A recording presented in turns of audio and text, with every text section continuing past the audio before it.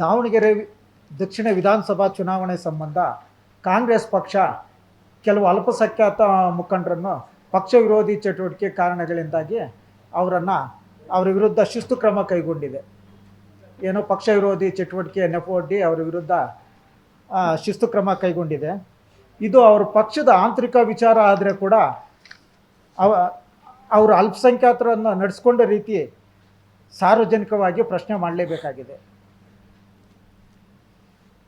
ಏಕೆಂದರೆ ಕನಿಷ್ಠ ಪಕ್ಷ ಕಾರಣ ಕೇಳಿ ಕೂಡ ನೋಟಿಸನ್ನು ಸಹ ಕೊಡದೆ ಅವರು ಶಿಸ್ತು ಕ್ರಮ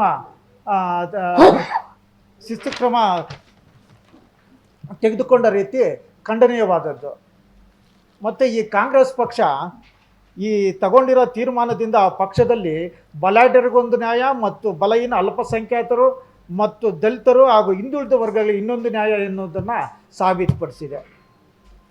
ಕಳೆದ 2024ರ ಚುನಾವಣೆಯಲ್ಲಿ ಕೋಲಾರ ಜಿಲ್ಲೆಯ ಕಾಂಗ್ರೆಸ್ ಪಕ್ಷದ ಮುಖಂಡರುಗಳು ಏನು ಬಲಾಢ್ಯರು ಅನಿಸ್ಕೊಂಡಿದ್ದಾರೆ, ಅವರು ಲೋಕಸಭಾ ಚುನಾವಣೆಗೆ ಅಭ್ಯರ್ಥಿಯನ್ನು ಆಯ್ಕೆ ಮಾಡೋ ವಿಚಾರದಲ್ಲಿ ಲಜ್ಜಾಹೀನವಾಗಿ ನಡೆದುಕೊಂಡ ರೀತಿ ಇನ್ನೂ ಜನರ ಮನಸ್ಸಲ್ಲಿ ಉಳಿದಿದೆ. ಸರ್, ಕೋಲಾರ ಜನತೆಗೆ ಒಂದು ಒಳ್ಳೆ ಆಫರ್ ತಂದಿದ್ವಿ ಸರ್. ಕೇವಲ 599 ರೂಪಾಯಿಗೆ ಒಂದು ಥಿಯೇಟ್ರು, ಒಂದು ಡೆಕೋರೇಷನ್, ಒಂದು ಟೆಡಿ, ಒಂದು ಫ್ಲವರ್ ಬೊಕ್ಕೆ ಇಷ್ಟು ಕೊಡ್ತೀವಿ ಸರ್. ನಮ್ಮಲ್ಲಿ bride to be, mom to be, wedding anniversary, birthday ಎಲ್ಲಾ ತರ ಹ್ಯಾಪಿ ಮೂಮೆಂಟ್ಸ್ ಸೆಲೆಬ್ರೇಟ್ ಮಾಡ್ಕೋಬಹುದು. ನಮ್ಮ ಅಡ್ರೆಸ್ ಬಂದು Kolar MG road near Axis bank opposite building.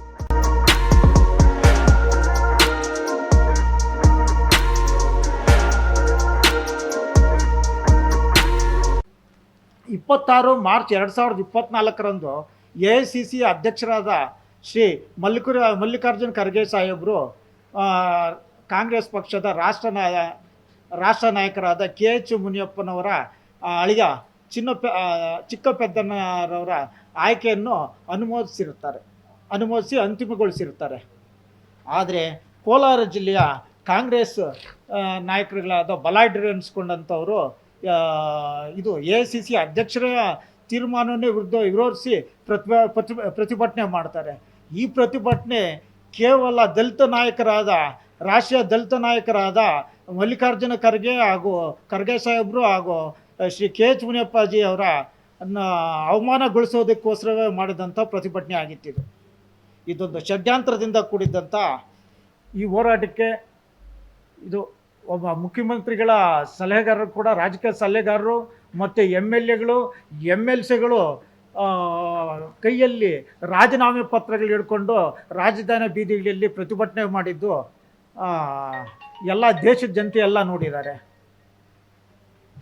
ಈ ಕಾಂಗ್ರೆಸ್ ಪಕ್ಷವನ್ನು 140 ವರ್ಷಗಳ ಇತಿಹಾಸ ಇರುವಂಥ ಕಾಂಗ್ರೆಸ್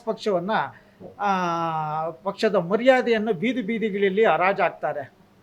ಆದರೂ ಸಹ ಅವ್ರ ವಿರುದ್ಧ ಕ್ರಮ ತಗೊಳ್ಳೋದಿಲ್ಲ.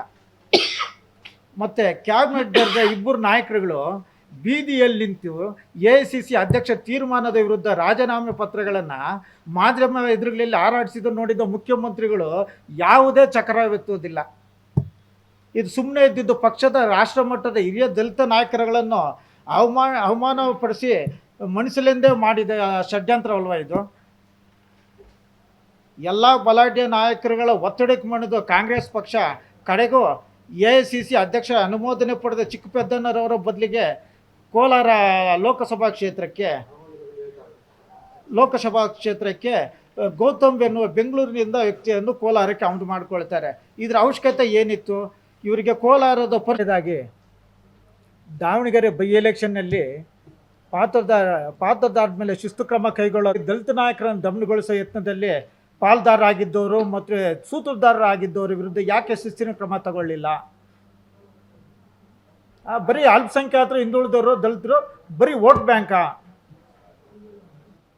ಬರೀ ಕಾಂಗ್ರೆಸ್ ಪಕ್ಷ ಇವರನ್ನು ವೋಟ್ ಬ್ಯಾಂಕ್ ಆಗಿ ಮಾತ್ರ ಪರಿಗಣಿಸ್ತಾ ಇದೆ ಸರ್. ಆ ಕೆಲಸಗಳು ಮಾಡ್ತಾ ಇದ್ದೀರಿ, ಅದನ್ನ ಮುಂದೆ ಹೇಳ್ತಾ ಇದ್ದೀರಿ.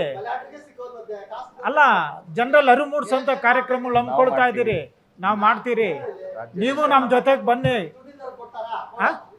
ಜನರಲ್ ಅರಿವು ಮೂಡಿಸೋಣ ಸರ್. ನೀವು ಬನ್ನಿ, ನಮ್ಮ ಜೊತೆಗೆ ಬನ್ನಿ. ರಾಜ್ಯಾದ್ಯಂತ ಮಾಡ್ಬೇಕಂತೇಳಿ ನಾವು ಸಂಘಟನೆಗಳವರೆಲ್ಲ ಇದು ಮಾಡ್ಕೊಂಡಿದ್ದೀರಿ. ನೀವು ಬನ್ನಿ, ನಮ್ಮ ಜೊತೆ ಕೈ ಜೋಡಿಸಿ.